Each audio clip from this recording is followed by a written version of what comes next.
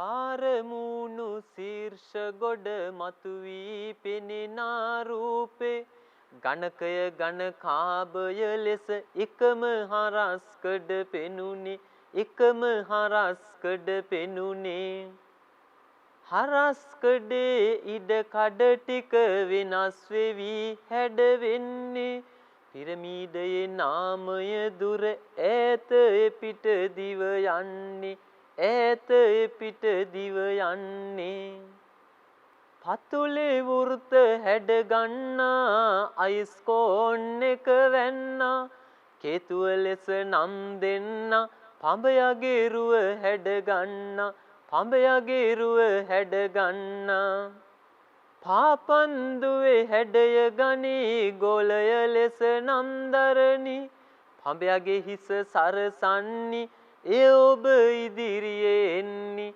එය ඔබ ඉදිරියේ එන්නේ ඔබට පෙනෙන ඝන වස්තුව දිගහැර සැරසුම බලනට මතු පිට පෘෂ්ඨය පෙන්වන වර්ගඵලය සොයනු මැනව වර්ගඵලය සොයනු මැනව වර්ගඵලය සොයනු මැනව ආයිබෝන් දයාබර දුවේ පුතේ ජාතියේ පිනට පහළ වූ මිනිපහන ගුරුගෙදර අධ්‍යාපන වැඩසටහන තුලින් ඔබ හා මා අද එක්වන්නේ 11 ශ්‍රේණියේ ගණිතයේ විෂය නිර්දේශය යටතේ 4 වන පාඩම ඝන වස්තු වල පුෂ්ඨ වර්ගඵලය පිළිබඳව සාකච්ඡා කරන්නට. ඔබගේ 11 ශ්‍රේණියේ ගණිතයේ පෙළ පොතේ 48 පිටුවේ සිට 60 වෙනි පිටුව තෙක් මෙම පාඩම විහිදී යනවා. එහෙනම් මගේ දුවල පුතාලා ඔයාලගේ ගණිතයේ පෙළ පොතත් ඒ වගේම සටහන් පොතත් ළඟට අරගෙන මාත් එක්ක මේ පාඩමේ ඉදිරි කොටස සංවර්ධනය කරන්න අප එක්කහුව වෙලා ඉදිරියට යමු. එහෙමනම් ආදරණීය දුවේ පුතේ මෙම පාඩම ඉගෙනීමෙන් ඔබට ඝන වස්තුවක මතපිට පෘෂ්ඨ වර්ගඵලයේ සෙවීම යටතේ පතුල සමචතුරස්‍රාකාර ඍජු පිරමීඩයක මතපිට පෘෂ්ඨ වර්ගඵලයේ සෙවීමටත් ඒ වගේම ඍජු කේතුවක මතපිට පෘෂ්ඨ වර්ගඵලයේ සෙවීමටත් ඒ වගේම ගෝලයක පෘෂ්ඨ වර්ගඵලයේ සෙවීමටත් හැකියාව ලැබෙනවා. දයාබර දරුවනේ අපි බලමු මොකද්ද මේ ඝන වස්තුවක පුෂ්ඨ වර්ගඵලය කියන්නේ කියලා. ඝන වස්තුවක අවකාශයට නිරාවරණය වන පුෂ්ඨ කොටස් වල වර්ගඵලයන්ගේ එකතුව ඒ ඝන වස්තුවේ මතුපිට පුෂ්ඨ වර්ගඵලය වශයෙන් පෙන්වා දෙන්න පුළුවන්. මම නැවත සිහිපත් කරොත් ඝන වස්තුවක අවකාශයට නිරාවරණය වන පුෂ්ඨ කොටස් වල වර්ගඵලයන්ගේ එකතුව ඒ ඝන වස්තුවේ මතුපිට පුෂ්ඨ වර්ගඵලය වශයෙන් පෙන්වා දෙන්න පුළුවන්. ඉතින් දයාබර දුවේ පුතේ අපි බලමු මේ අතරින් පිරමීඩය පිළිබඳව. ඔබට පේනවා ඝන වස්තු කීපයක්. මේ ඝන වස්තු වල ආධාරක මුහුණත හැර අනෙක් සියලු මුහුණත් ත්‍රිකෝණාකාරයි. එහෙමනම් ආධාරක මුහුණත හැර අනෙක් සියලු මුහුණත් ත්‍රිකෝණාකාර වූ ඝන වස්තුව පිරමීඩයක් ලෙස හඳුන්වන්න පුළුවන්. ඔයාලට පේනවා දරුවනේ එකක ආධාරක මුහුණත චතුරස්‍රයක්. අනෙක් පිරමීඩේ ආධාරක මුහුණත ඊට වඩා වෙනස් බහුවස්ත්‍රයක්. ඊගාව පිරමීඩය ගත්තාම ඊටත් වැඩිය පාද ගන්නක් තියෙන බහුවස්ත්‍රයක්. එහෙමනම් දයාබර දුවේ පුතේ අපි බලමු මේ අතරින් ආධාරකයේ සමචතුරස්‍රාකාර වූ ඍජු පිරමීඩය පිළිබඳව. ඔයාලට මේ තිරේ දිස් වෙනවා ආධාරක සමචතුරස්‍රාකාර වූ ඍජු පිරමීඩයක්. පිරමීඩයේ ලම්බ උස පෙන්නනවා. ඒ වගේම ඇලදාරය පෙන්නනවා. ඒ වගේම සමචතුරස්‍රාකාර ආධාරකය පෙන්නනවා. ඒ වගේම තමයි දරුවනේ මෙහි ආධාරකයේ මධ්‍ය ලක්ෂයේ ඉඳලා ශීර්ෂයට යා කරන සරල රේඛා ඛණ්ඩය ආධාරකට ලම්බක වෙනවා. ඒ නිසා තමයි මේ ඍජු පිරමීඩයක් වෙන්නේ. ඉතින් දයාබර දුවේ පුතේ ආධාරකයේ සමචතුරස්‍රාකාර වූ මෙහි ඉතිරි මුහුණත් හතර වර්ගඵලයෙන් සමාන ත්‍රිකෝණාකාර මුහුණත් හතරක්. ඔයාලට මේ රූපය බලපුවාම ඒක වඩාත් පැහැදිලි වෙනවා. හොඳට බලන්න දරුවනේ මේ රූපේ දිහා. ඔයාලට පේනවා ඔන්න මේ සමචතුරස්‍රාකාර පිරමීඩයේ දිගෑරෙනවා. එතකොට ආවා සමචතුරස්‍රාකාර ආධාරකය, ඒ වගේම වර්ගඵලයෙන් සමාන වෙච්ච ත්‍රිකෝණාකාර මුහුණත් හතර. එhmenan දුවේ පුතේ මෙන්න මේ සමචතුරස්‍රාකාර ආධාරකයේ සහ වර්ගඵලයෙන් සමාන ත්‍රිකෝණාකාර මුහුණත් හතරේ එකතුව ලබා ගන්න පුළුවන් නම්, වර්ගඵලවල එකතුව ගන්න පුළුවන් නම් අපිට මේ ආධාරකයේ සමචතුරස්‍රාකාර පිරමීඩයේ මුළු පුෂ්ඨ වර්ගඵලය ලබා ගන්න පුළුවන්. එහෙනම් මෙතනදී අපිට වැදගත් වෙනවා ත්‍රිකෝණයක වර්ගඵලය සෙවීම. ඔයාලට මතක ඇති ත්‍රිකෝණයක වර්ගඵලය සොයන්න ඔයාලා පෙර ශ්‍රේණිවල ඉගෙනගෙන තියෙනවා මෙන්න මේ වගේ සූත්‍රයක්. ත්‍රිකෝණයක වර්ගඵලය සමානයි භාගය ගුණ කිරීම ආධාරකයේ ගුණ කිරීම ලම්බෝස. එහෙම නැත්නම් ත්‍රිකෝණයක වර්ගඵලය සමානයි දෙකෙන් එක ගුණ කිරීම ආධාරකයේ ගුණ කිරීම ලම්බෝස කියලා සූත්‍රයක් ඉගෙනගෙන තියෙනවා. එහෙනම් දුවේ පුතේ මෙතනදී අපිට වැදගත් වෙනවා ත්‍රිකෝණයක වර්ගඵලය හොයන්න ත්‍රිකෝණාකාර මුහුණතක ලම්බෝස. එහෙමනම් ත්‍රිකෝණාකාර මුහුණතක ලම්බෝස හොයාගන්නේ කොහොමද කියන වග අපි දැන් දැනගන්න වෙනවා. මේ රූපය මදක් නිරීක්ෂණය කරන්න. මෙහි ඔබට පේනවා ඍජු පිරමීඩයේ ලම්බෝස H මගින්, ඒ වගේම ත්‍රිකෝණාකාර මුහුණතක ලම්බෝස L මගින්, ඒ වගේම සමචතුරස්‍රාකාර ආධාරකයේ පැත්තක දිග A මගින් පේනවා පුතේ දුවේ. අපිට පුළුවන් මෙන්න මේ ඍජු පිරමීඩයේ ලම්බෝසයි ඒ වගේම සමචතුරස්‍රාකාර ආධාරකයේ පැත්තක දිගින් හරි අඩකුයි අරගෙන ඒ ආශ්‍රයෙන් ත්‍රිකෝණාකාර මුහුණතක ලම්බෝස හොයාගන්න. මේ රූපය දිහා මදක් බලන්න. මේ රූපේ මම යම් කොටසක් වෙන් කරලා ඛණ්ඩනය කරලා පස්සකට ගත්තා. මේ අපට ලැබුණු ත්‍රිකෝණය සුවිශේෂී. ඒ මොකද මේක ඍජු කෝණී ත්‍රිකෝණයක්. මේ ඍජු කෝණී ත්‍රිකෝණය ඍජු කෝණයේ අඩංගු පාද දෙක දිග ප්‍රමාණයක් අපිට දීලා තියෙනවා. එහෙනම් අපිට හොයාගන්න ඕනේ කර්ණයේ දිග. අන්නේ කර්ණයේ දිග හොයාගත්තොත් පුතේ දුවේ අපිට පුළුවන් වෙනවා මේ ත්‍රිකෝණාකාර මුහුණතේ ලම්බෝස හොයාගන්න. එහෙමනම් මගේ ආදරණීය දුවලා පුතාලට මේ වෙලාවේ මතක් වෙන්න ඕන අපි 9 වසරේදී ඉගෙන ගත්තු පයිතගරස් කියන ගණිතඥතුමන් අපිට පෙන්වලා දුන්නු පයිතගරස් සම්බන්ධය. දයබර දරුවනේ එම ගණිතඥතුමන් කියනවා ඍජු කෝණී ත්‍රිකෝණයක ඍජු කෝණය අඩංගු පාද දෙක මත නිර්මාණය වන සමචතුරස්‍රයන්ගේ වර්ගඵලවල එකතුව කර්ණයේ මත නිර්මාණය වන සමචතුරස්‍රයේ වර්ගඵලයට සමානයි කියලා. මම මේ රූප සටහන ඇසුරින් ඒ පෙන්නුවොත් කෙටියෙන් ප්‍රකාශ කරොත් මේ ඍජු කෝණය අඩංගු පාද දෙකේ වර්ගවල එකතුව මේ ඍජු පිරමීඩයේ ලම්බෝස H කියලා ගන්නවා. එහෙනම් H වර්ගය එකතු කිරීම භාගයයි A වල වර්ගය සමාන වෙනවා කර්ණයේ වර්ගය, ඒ කියන්නේ L වර්ගයට. එහෙනම් දුවේ පුතේ මෙතනදී මෙන්න මේ පයිතගරස් සම්බන්ධයේ භාවිතයෙන් L ලබා ගන්න පුළුවන් කියන එක ඔබත් මාත් දැන් හඳුනාගත්තා. ඒ කියන්නේ මෙන්න මේ සම්බන්ධය ගොඩනගෙනවා L වර්ගය සමානයි H වර්ගයේ ධන භාගයයි A වල සම්පූර්ණකයේ වර්ගය. එහෙනම් පයිතගරස් සම්බන්ධය භාවිතා කරලා මෙන්න මේ ඍජු කෝණී ත්‍රිකෝණයේ කර්ණයේ දිග ලබා ගත්තා කියන්නේ ත්‍රිකෝණාකාර මුහුණතේ ලම්බෝස හොයාගත්තා කියන එක. එහෙනම් දුවලා පුතාලට මේ ත්‍රිකෝණාකාර මුහුණතේ ලම්බෝස හොයාගත්තට පස්සේ පුළුවන් වෙනවා ත්‍රිකෝණයක වර්ගඵලය සොයාගන්න. ත්‍රිකෝණයක වර්ගඵලය මෙන්න මේ විදිහට ලබා ගනිද්දී සමචතුරස්‍රාකාර ආධාරකයේ වර්ගඵලය පැත්තක දිගේ වර්ගයෙන් ගන්න පුළුවන්.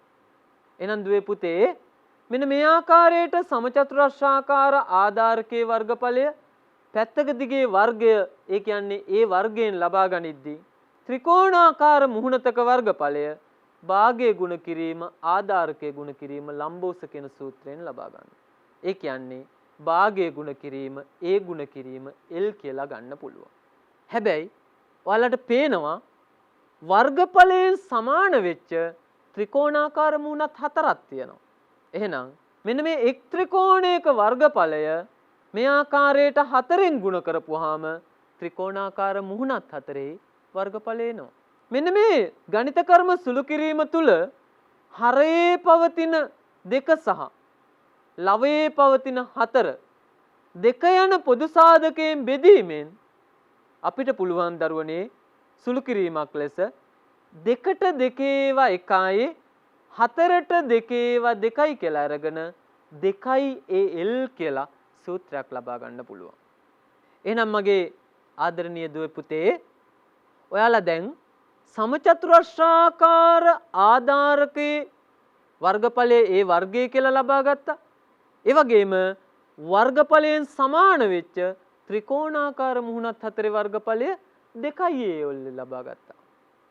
එතකොට අපට පතුල සමචතුරස්‍රාකාර ඍජු පිරමීඩයක මුළු පෘෂ්ඨ වර්ගඵලය ලබා ගන්න පුළුවන් ආධාරකයේ පැත්තක දිග A ත්‍රිකෝණාකාර මුහුණතක ලම්බෝස L නම් සමචතුරස්‍රාකාර ඍජු පිරමීඩයේ මුළු පෘෂ්ඨ වර්ගඵලය සමාන වෙනවා. ඒ වර්ගය එකතු කිරීම 2L කියලා සූත්‍රයක් අපිට ලැබෙනවා.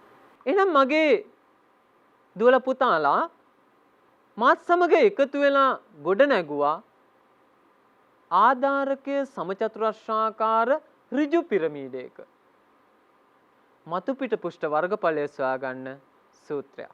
මෙන්න මේ සූත්‍රය භාවිතා කරලා අපි බලමු කොහොමද ගැටලුවක් විසඳන්නේ කියලා. ඔබට මේ රූපවාහිනී තිරේ දිස් වෙනවා පුංචි ගැටලුවක්. මං හිතනවා දුවල පුතාලා ගාව තිබෙන පොතේ ඔයාලත් මේ ගැටලුව ලියාගෙන මේ මාත් සමග විසඳුවොත් ඔබට මේ පිළිබඳව වැඩි අවබෝධයක් ලබා ගන්න පුළුවන් කියලා. එහෙනම් දුවේ පුතේ මේ ගැටලුව මම ඔබට හඬ නගා කියවන්නම්. ආධාරකයේ පැත්තක දිග සෙන්ටිමීටර 12ක් වූද ත්‍රිකෝණාකාර මුහුණතක ලම්බ උස සෙන්ටිමීටර 10ක් වූද පතුල සමචතුරස්‍රාකාර ඍජු පිරමීඩයක මුළු පෘෂ්ඨ වර්ගඵලය ගණනය කරන්න. මං හිතනවා මේ දුවල පුතාලා මේ ගැටලුව ලියා ගන්න ඇති. මේ ගැටලුව විසඳීම සඳහා දෑබර දුවේ පුතේ මුලින්ම මෙවැනි අවස්ථාවක අපි කරන්න ඕන නැත්තේ මේ ගැටලුවේ දීලා තියෙන තොරතුරු එහෙම නැත්නම් අපි දත්ත කියලා සඳහන් කරනවා. දල රූප සටහනක මෙන්න මේ ආකාරයට ඇතුළත් කරන එක. ඔබට පේනවා මේ ආධාරකයේ සමචතුරස්‍රාකාර ඍජු පිරමීඩයක් ඇඳලා එහි ආධාරකයේ පැත්තක දිග සෙන්ටිමීටර 12ක් ඒ වගේම ත්‍රිකෝණාකාර මුහුණතක ලම්බ උස සෙන්ටිමීටර 10ක් කියලා මේ රූපයේ දත්ත ලකුණු කරලා තියෙනවා. එහෙනම් දරුවනේ ඔබත් මාතර එකතු වෙලා මීට පෙර ගොඩනගපු සූත්‍රය භාවිතා කරලා මෙන්න මේ ඍජු පිරමීඩේ වර්ගඵලය මේ ආකාරයට සොයමු. ආධාරකය සමචතුරස්‍රාකාර ඍජු පිරමීඩේ මුළු පෘෂ්ඨ වර්ගඵලය සමානයි. ඒ වර්ගය එකතු කිරීම 2L කියලා සූත්‍රය ලබා ගන්නවා. මම මේ සූත්‍රයට මේ දල රූප සටහනේ තිබෙන දත්ත ආදේශයක් කරනවා මේ ආකාරයට. එතකොට එනවා A වෙනුවට 12 ආදේශ කරා. එහෙනම් ඒ වර්ගය කියන්නේ 12 වර්ගය. ඊට පස්සේ එකතු කිරීම 2al විහිදුවලා ලියපුවාම 2 ගුණ කිරීම a ගුණ කිරීම l අපි ආදේශය කරලා තියෙනවා 2 ගුණ කිරීම a වෙනුවට 12 ආදේශ කරා 12 ගුණ කිරීම l වෙනුවට 10 ආදේශ කරා 10 කියලා. පුංචි දුවේ පුතේ ඔබට මම මෙතනදී මේ සුළු කිරීම තුල සිහිපත් කරන්න ඕන බොට්මක්ස් නීතිය. එතනදී අපට ප්‍රබල වෙනවා මේ වරහණ ඇතුළේ තිබෙන පද සුළු කරලා තනි පදයක් බවට පත් කරගෙන තමයි මේ 12 වර්ගයට එකතු කරන්න වෙන්නේ. එහෙමනම් මේ ಗುಣ කිරීම වමේ සිට දකුණට පිළිවෙලින් සුළු කරපුවාම අපිට එනවා 2 ගුණ කිරීම 12 ගුණ කිරීම 10 කියලා. එතකොට වර්ග සෙන්ටිමීටර 240ක් ලැබෙනවා. අන්නේ වර්ග සෙන්ටිමීටර 240ට මේ 12 වර්ගය ඒ කියන්නේ 144 එකතු කරනවා. ඒ එකතු කරපුවාම අවසාන පිළිතුර වශයෙන් අපිට ලැබෙනවා වර්ග සෙන්ටිමීටර 384යි කියලා. එහෙනම් දරුවනේ ඔබට ලබා දුන්න මේ සංඛ්‍යාත්මක දත්ත පදනම් කරගෙන ඔබ මෙන්න මේ ආධාරකයේ සමචතුරස්‍රාකාර ඍජු පිරමීඩයේ මතු පිට පෘෂ්ඨ වර්ගඵලය ගණනය කරා. එහෙමනම් අපි බලමු මේ සූත්‍රයට ආදේශ කරලා විසඳීමට මා ඔබට තවත් ගැටලුවක් යොමු කරන්නම්. මෙන්න ඔබට යොමු කරන දෙවෙනි ප්‍රශ්නය. මගේ දුවලා පුතාලා මේ ප්‍රශ්නය සටහන් කරගෙන මේ විසඳුම කරා යන්න සූදානම් වන්න. මෙතනදිත් මුලින්ම අපි කරන්න ඕන නැත්තේ අර මා පෙර ප්‍රකාශ කළා වගේ ගැටලුවේ දීලා තියෙන දත්ත පෙළ දල රූප සටහනකට ඇතුළත් කරන එක. මෙන්න මේ ආකාරයට දල රූප සටහනක් ඇඳලා එහි ආධාරක මුහුණතේ පැත්තක දිග සෙන්ටිමීටර 20ක් ලෙසගෙන එවැගේම ත්‍රිකෝණාකාර මුහුණතක ලම්බ උස සෙන්ටිමීටර 15ක් වශයෙන් මේ ආකාරයට සඳහන් කරන්න. එහෙනම් දුවේ පුතේ අපි බලමු අර ඉස්සල්ලා ආකාරයටම ආධාරකයේ සමචතුරස්‍රාකාර ඍජු පිරමීඩයක මතු පිට පෘෂ්ඨ වර්ගඵලය හොයන සූත්‍රය ලබාගෙන මේ සූත්‍රයට මේ අගයන් ආදේශ කරලා පිළිතුර ලබා ගන්න. එතකොට ඒ වර්ගය කියලා කියන්නේ දරුවනේ මේ 20 වර්ගය කියන එක. ඊට පස්සේ එකතු කිරීම 2 ගුණ කිරීම a ගුණ කිරීම l වෙන්න ඕන. ඒක තමයි 2al කියලා අරන් තියෙන්නේ.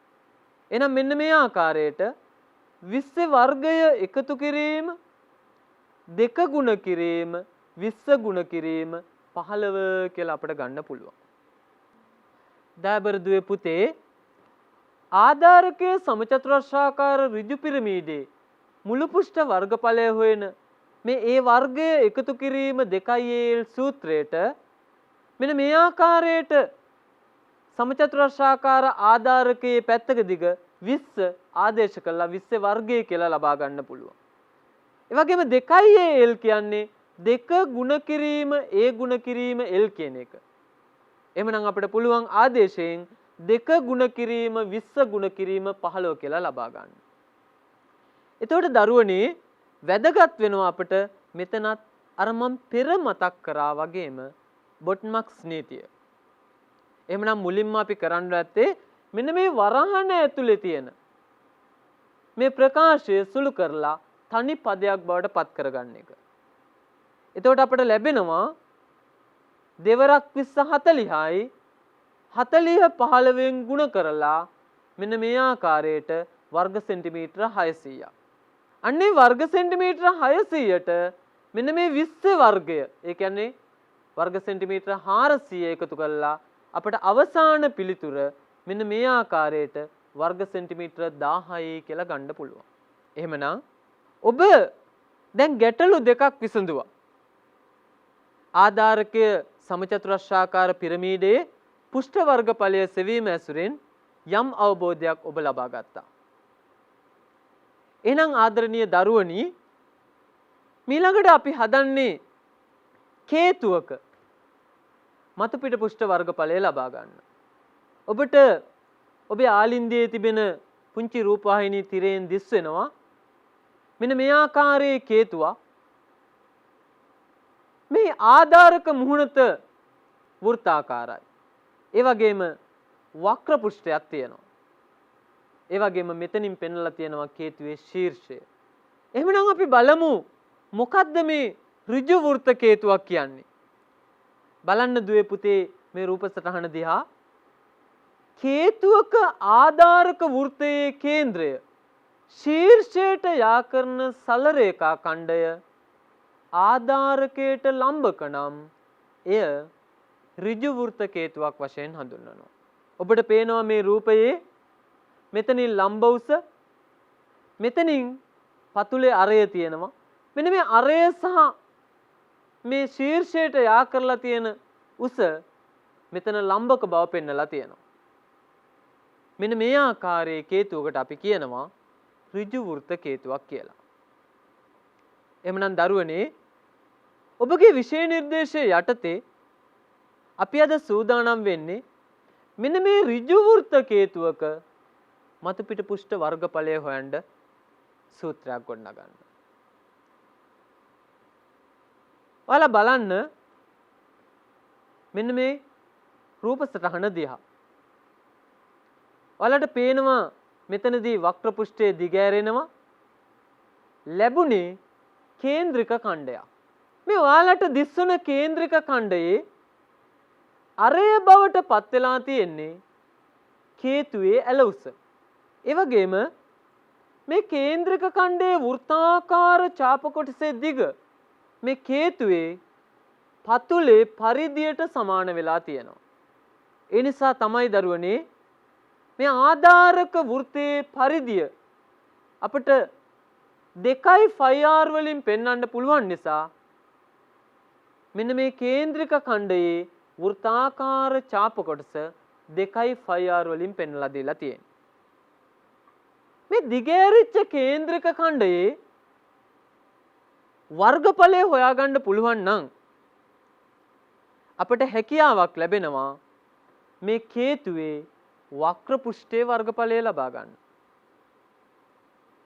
එහෙමනම් දුවේ පුතේ අපි බලමු මේ දිගහැරුණු කේන්ද්‍රික ඛණ්ඩයේ වර්ගඵලය හොයාගන්න පුංචි ක්‍රියාකාරකමක් කළා. ඔබත් මේ ආකාරයට මේ ක්‍රියාකාරකම මාත් සමග සිදු කරයි කියලා මා හිතනවා. පුංචි දුවේ පුතේ මේ තියෙන්නේ ඍජු කේතුවක්. මේ පතුලේ පරිධිය 2πr වලින් පෙන්වලා දීලා තියෙනවා.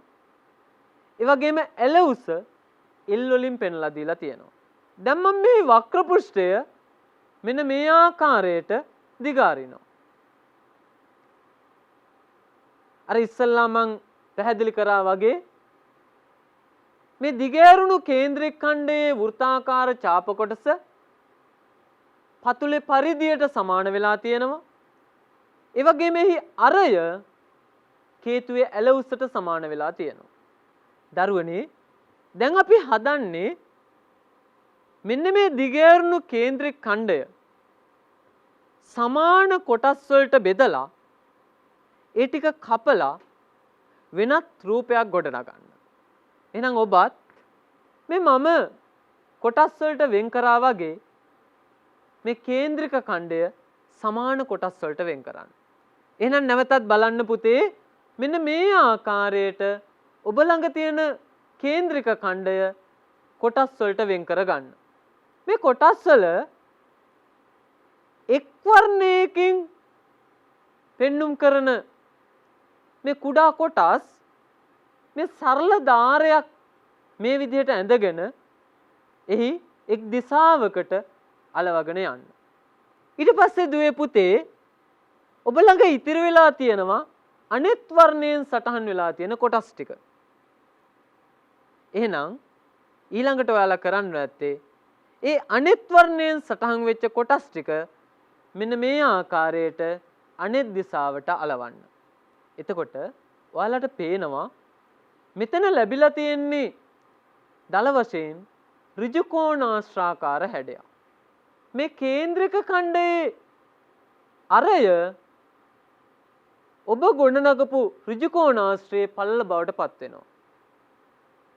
ඒ වගේම දරුවනේ මේ ඍජු කෝණාශ්‍රයේ පැත්තක දිග බවට පත් වෙන්නේ මේ කේන්ද්‍රක ඛණ්ඩයේ වෘත්තාකාර ඡාප කොටසේ දිගින් හරි අඩක්.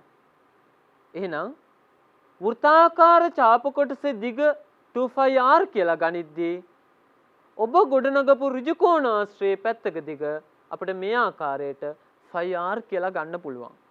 ඉතින් දුවේ පුතේ ඔබ දන්නවා ඔබ පුංචි කාලේ ඉඳලා ඉගෙනගෙන තියෙනවා ඍජු කෝණාශ්‍රයක වර්ගඵලය කොහොමද හොයන්නේ කියලා.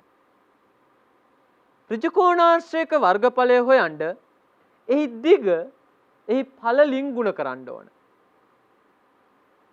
මෙන්න මේ ආකාරයට ඍජු කෝණාශ්‍රයේ වර්ගඵලයේ එද්දී ඒක සමාන වෙනවා දුවේ පුතේ මෙන්න මේ කපා ඇල වූ ඍජු කෝණාශ්‍රයේ වර්ගඵලය කේතුවේ වක්‍ර පෘෂ්ඨයේ වර්ගඵලයට. එහෙමනම් ඍජු කෝණාශ්‍රයේ වර්ගඵලයේ දිග ගුණ කිරීම පළල කියලා ගන්නකොට අපිට පුළුවන් ආදේශයෙන් L ගුණ කිරීම φr. එහෙම නැත්නම් φr ගුණ කිරීම L කියලා ගන්න. එතකොට දුවේ පුතේ අපිට උත්තරයක් එනවා මේ කේතුවේ වක්‍ර පෘෂ්ඨ වර්ගඵලය සමානයි φr L කියලා සූත්‍රයක් එනවා. එහෙමනම් දරුවනේ ඔබත් මාත් එකතු වෙලා පුංචි ක්‍රියාකාරකමක් කරා. මේ ක්‍රියාකාරකම තුල අපි ඉගෙන ගත්තා කේතුවක වක්‍ර පෘෂ්ඨයේ වර්ගඵලය හොයන්න සූත්‍රයක්. අපි ගොඩ නැගුවා. එහෙමනම් මේ වෘත්තාකාර පතුලේ ඒ කියන්නේ මේ ආධාරකයේ වර්ගඵලයට මෙන්න මේ වක්‍ර පෘෂ්ඨයේ වර්ගඵලය එකතු කරන්න පුළුවන් නම් අපට කේතුවේ මුළු පෘෂ්ඨ වර්ගඵලය ලබා ගන්න පුළුවන්. මෙන්න මේ ආකාරයට පතුලේ අරය r ඒ වගේම ඇල උස L කියලා ගත්තොත් කේතුවේ මුළු පෘෂ්ඨ වර්ගඵලය සමානයි වෘත්තාකාර ආධාරකයේ වර්ගඵලය එකතු කිරීම වක්‍ර පෘෂ්ඨ වර්ගඵලය. වෘත්තාකාර ආධාරකයේ වර්ගඵලය අපි ලබා ගත්තා φr වර්ගයෙන්. ඒ වගේම වක්‍ර පෘෂ්ඨ වර්ගඵලය ගොඩ නැගුවා φr L කියලා. එහෙනම් දුවේ පුතේ අපිට පුළුවන් මේ මුළු පෘෂ්ඨ වර්ගඵලය කැපිටල් A වලින් පෙන්නුවොත් ඒ සමානයි φr වර්ගය ධන φr L කියලා ගන්න. මගේ දුවලා පුතාලා මාත් සමග එකතු වෙලා මෙතෙක් වේලාවක් කේතුවක මුළු පෘෂ්ඨ වර්ගඵලය හොයාගන්න සූත්‍රයක් ගොඩ නැගුවා. එහෙනම් දරුවනේ අපි බලමු මේ අපි උත්සාහයෙන් ලබාගත් සූත්‍රය යොදාගෙන අපේ ගැටලු විසඳ ගන්න. එහෙමනම් මම ඔබට සරල ගැටලුවක් යොමු කරන්නම්. එය ඔබත් සටහන් කරගෙන මාත් සමග ඉදිරියට යමු. මෙන්න මා ඔබට යොමු කළ ප්‍රශ්නය ආධාරකයේ අරය සෙන්ටිමීටර 14ක් වූද ඇල උස සෙන්ටිමීටර 20ක් වූද ඍජු ඝන කේතුවක මුළු පෘෂ්ඨ වර්ගඵලය ගණනය කරන්න. දුවේ පුතේ මෙතනදී අපිට වැදගත් වෙනවා මාර පෙර ගණිත ගැටලු විසඳද්දී සිදු කළා වගේ ඔයාලා සිහිපත් කරන්න මුලින්ම දරුවනේ කරන්න නැත්තේ මේ දීලා තියෙන තොරතුරු ටික දල රූප සටහනක් ඇඳලා ඒකේ ඇතුළත් කරන එක. මෙන්න මේ ආකාරයට අපිට පුළුවන් ආධාරකයේ අරය සෙන්ටිමීටර 14යි ඒ වගේම ඇල උස සෙන්ටිමීටර 20යි කියලා දල රූප සටහනක් තුල සටහන් කරන්න. ඊගාවට අපි අර ගොඩනගපු සූත්‍රයට ඒ කියන්නේ කේතුවේ මුළු පෘෂ්ඨ වර්ගඵලය සමානයි φr වර්ගය එකතු කිරීම φr L කියලා ගොඩනගපු සූත්‍රයට මෙන්න මේ අගයන් ආදේශ කරලා බලමු. ෆයි කියන්නේ අපි දන්නවා 7න් 22 කියන නියත අගය. ඊට පස්සේ මෙතන ගුණ කිරීමක් තියෙනවා. r වර්ගය කියන්නේ පතුලේ අරයේ වර්ගය, ඒ කියන්නේ 14 වර්ගය. ඊට පස්සේ එකතු කිරීම 5rl දිගෑරපුවාම නැත්නම් ප්‍රසාරණය කරපුවාම අපිට එනවා දරුවනේ 5 වෙනුවට 7න් 22 ගුණ කිරීම r කියන්නේ ආධාරකයේ අරය සෙන්ටිමීටර 14යි. ඒ වගේම l කියන්නේ කේතුවේ ඇල උස සෙන්ටිමීටර 20යි. මෙතනදී මා පෙරත් ඔබට මතක් කරා වැදගත් වෙන නීතියක් බොට්මාක්ස් නීතිය. එහෙමනම් අපි මේ නීතිය සමග ඉදිරියට ගිහිල්ලා වරහණ ඇතුලේ තියෙන ප්‍රකාශ මුලින්ම සුළු කරලා ඊට පස්සේ ඉදිරි පියවර ගොඩනගමු. 7ට 7 ඒවා 1යි 14ට 7 ඒවා 2යි කියලා 7න් බෙදීමෙන් සුළු කිරීමක් සිදු කරන්න පුළුවන්. මිලකට පුළුවන් දරුවනේ මෙන්න මේ වරහන් ඇතුලේ පද ටික ගුණ කරලා තනි පදයක් බවට පත් කරලා මේ ආකාරයට සුළු කිරීම කරන්න. ඒ වගේම මේ එළියේ තියෙන වරහන්ට පිටින් තියෙන ප්‍රකාශයේ 7 සහ 196 සුළු කිරීම කරන්න පුළුවන්. මේ ආකාරයට සුළු කරලා වරහණ ඇතුලේ පද ටික ගුණ කිරීමෙන් 880ක් වර්ග සෙන්ටිමීටර ලැබෙනවා. ඒ වගේම 7න් 22 196න් ගුණ කිරීමෙන් සුළු කිරීම තුළ 616ක් වර්ග සෙන්ටිමීටර ලැබෙනවා.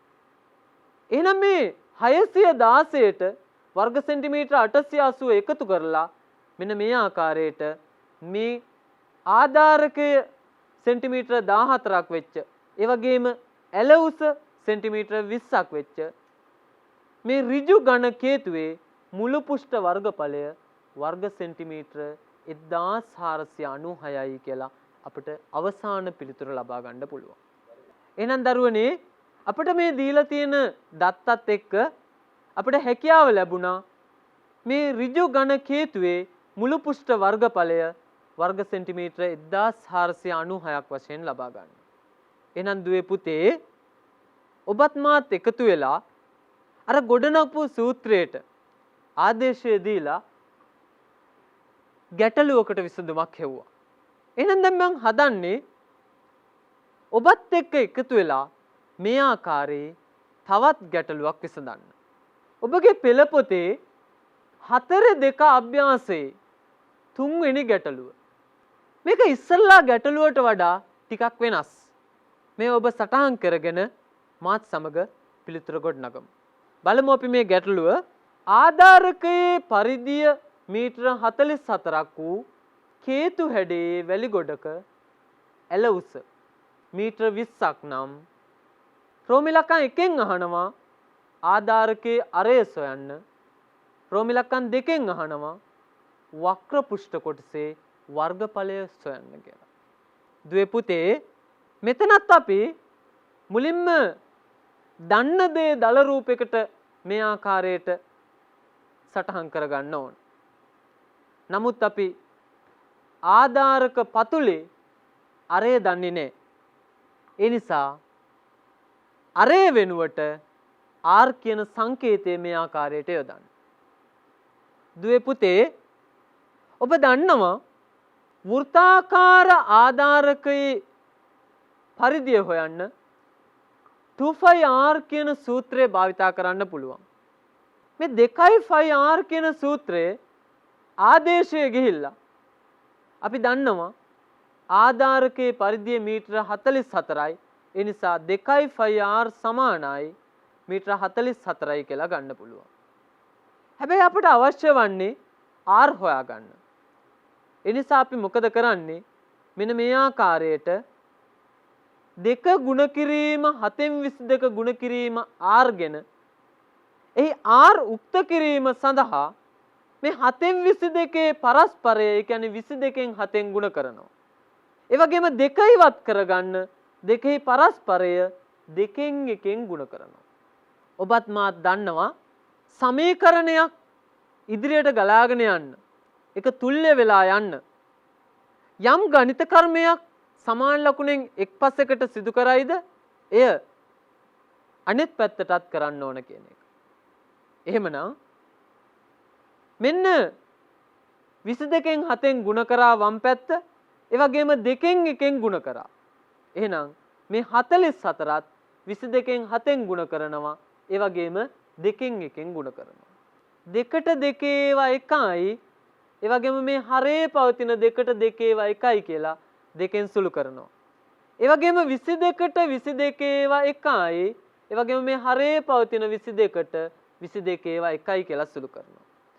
ඒ වගේම 7ට 7 ඒවා එකයි, ලවයේ පවතින 7ට 7 ඒවා එකයි කියලා සුළු කරනවා.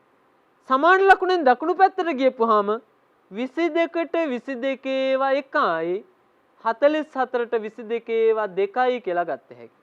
ඒ වගේම 2ට 2 ඒවා එකයි, හරේ පවතින 2ට 2 ඒවා එකයි කියලා මේ විදිහේ සුළු කිරීමක් සිදු කරන්න පුළුවන්.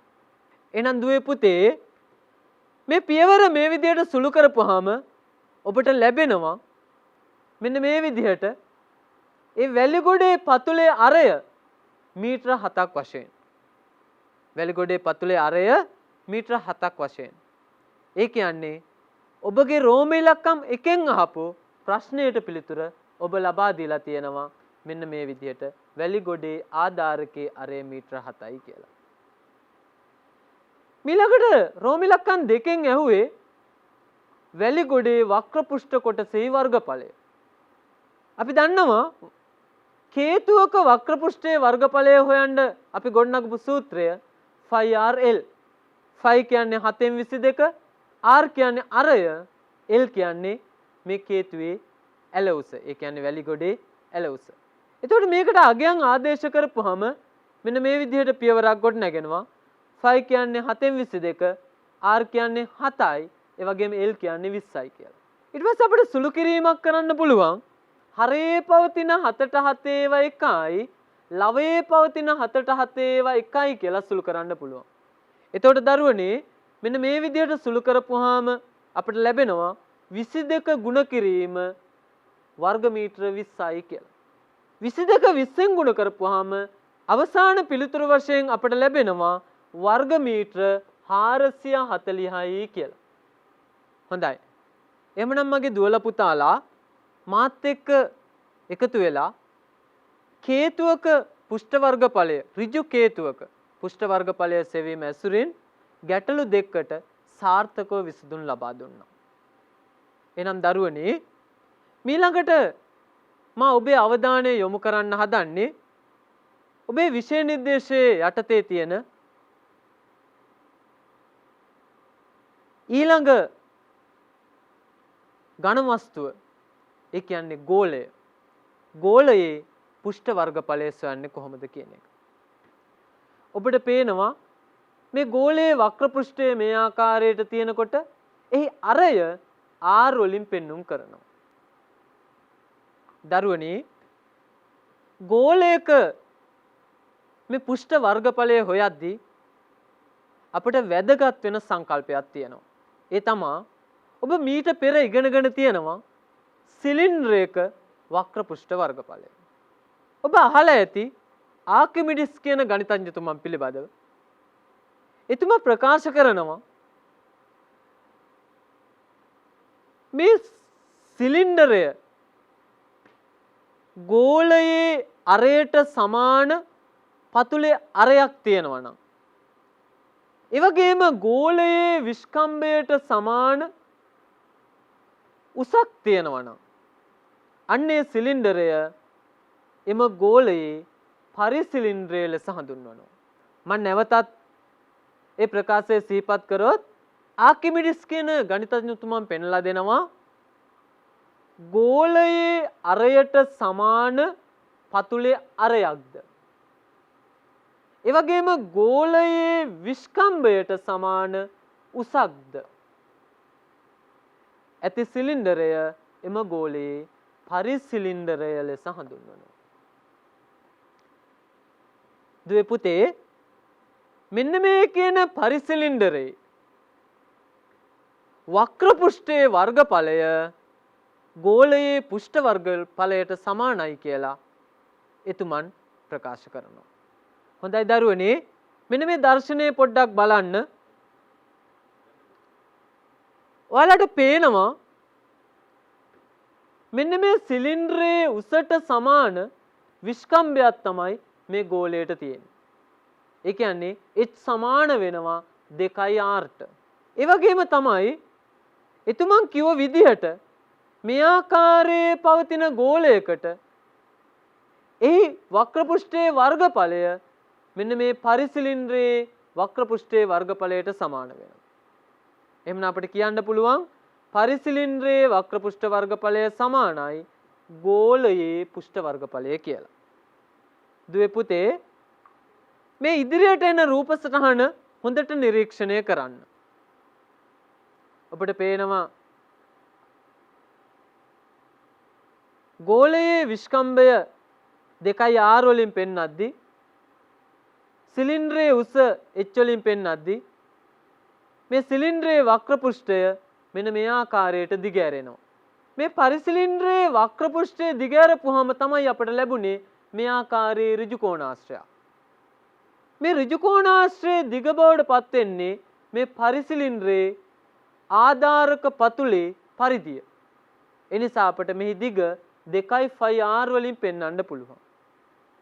මේ ඍජු කෝණාශ්‍රයේ පළල බවට පත් වෙන්නේ මේ පරිසිලින්ඩරයේ උස. ඒ කියන්නේ h.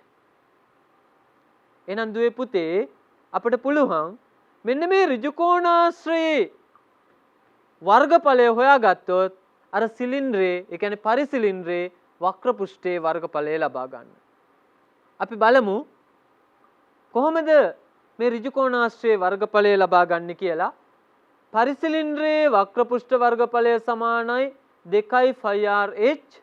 හැබැයි h සමාන වෙලා තියෙනවා 2rට. ඔයාලට පේනවා මේ උස සමාන වෙලා තියෙනවා ගෝලයේ විස්කම්භයට.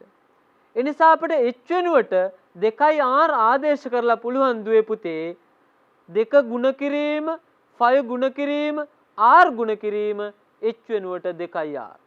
එතකොට ලැබෙනවා සුළු කිරීමෙන් දෙවරත් 2 4යි 5r වර්ගය කියලා.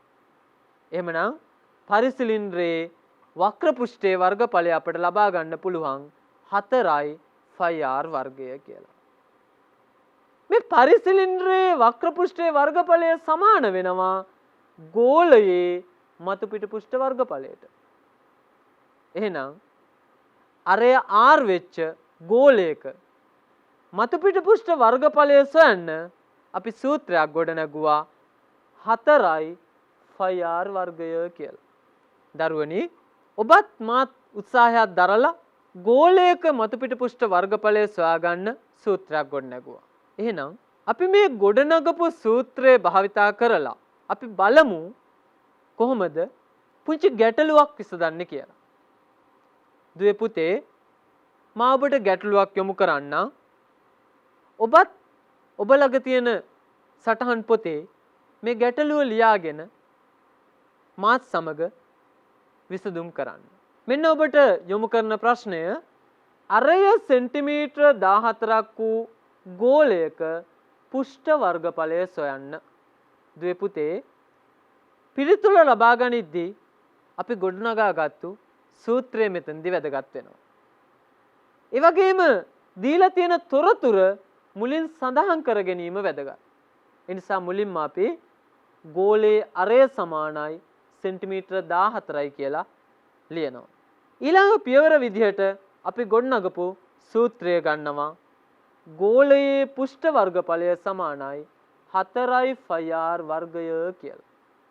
දැන් අපි කරන්නේ මෙන්න මේ ලබාගත්තු සූත්‍රයට අර අගය ආදේශ කළා සුළු කිරීම කරන එක. එහෙමනම් 4 ගුණ කිරීම 5 ගුණ කිරීම r වර්ගය කියන්නේ r ගුණ කිරීම r. එහෙනම් අපිට ආදේශයෙන් ගත්ත හැකි 4 ගුණ කිරීම 5 කියන්නේ 7න් 22 ගුණ කිරීම ගෝලයේ අරය දීලා තියෙනවා සෙන්ටිමීටර 14යි ගුණ කිරීම 14. ඊට පස්සේ හරයේ පවතින 7ට 7 ඒවා 1යි ලවයේ පවතින 14ට 7 ඒවා 2යි කියලා අපිට පුළුවන් මේ ආකාරයට සුළු කරලා මෙන්න මේ විදිහට ප්‍රකාශයක් ලබා ගන්න. එතකොට එනවා 4 ගුණ කිරීම 22 ගුණ කිරීම 2 ගුණ කිරීම 14 වර්ග සෙන්ටිමීටර. අවසාන වශයෙන් මේ පද ටික ගුණ කරලා අපිට පිළිතුර ලබා ගන්න පුළුවන් වර්ග සෙන්ටිමීටර 2464යි කියලා. එහෙමනම් අරය සෙන්ටිමීටර 14ක් වූ ගෝලයක මෙන්න පුෂ්ඨ වර්ගඵලය ලබා ගත්තා වර්ග සෙන්ටිමීටර 2464යි කියලා. හොඳයි. දුවලා පුතාලට දැන් මේ පිළිබඳව යම් අවබෝධයක් ලැබිලා ඇති. අරය දුන්න අවස්ථාවක ගෝලයක පුෂ්ඨ වර්ගඵලය සොයන්න පුළුවන් වුණා වගේම අපිට පුළුවන් වෙන්න ඕන දරුවනේ මේ පුෂ්ඨ වර්ගඵලය දුන්නාම අරය කීයද කියලා හොයාගන්න. එහෙමනම් අපි වෙනත් ගැටලුවකින් ඒ පිළිබඳව පුංචි අවබෝධයක් ලබා ගමු. දුවේ පුතේ ඔබට යොමු කරන දෙවෙනි ප්‍රශ්නය. පෘෂ්ඨ වර්ගඵලය වර්ග සෙන්ටිමීටර 5544ක් වූ ගෝලයක අරය ගණනය කරන්න. මුලින්ම අපි කරන්නේ දීලා තියෙන තොරතුර තමයි ලියාගන්නේ. ගෝලයේ පෘෂ්ඨ වර්ගඵලය 4πr වර්ගය කියන සූත්‍රයෙන් ගනිද්දී පෘෂ්ඨ වර්ගඵලය අපි දන්නවා වර්ග සෙන්ටිමීටර 5544යි කියලා. එහෙමනම් අපිට පුළුවන් මෙන්න මේ 4πr වර්ගය 5544ට මේ ආකාරයට සමාන කරන්න. ඊට පස්සේ මේ වම් පැත්තේ අපට අවශ්‍ය වෙන්නේ ඉස්සරෝම r වර්ගය උක්ත කරන්න.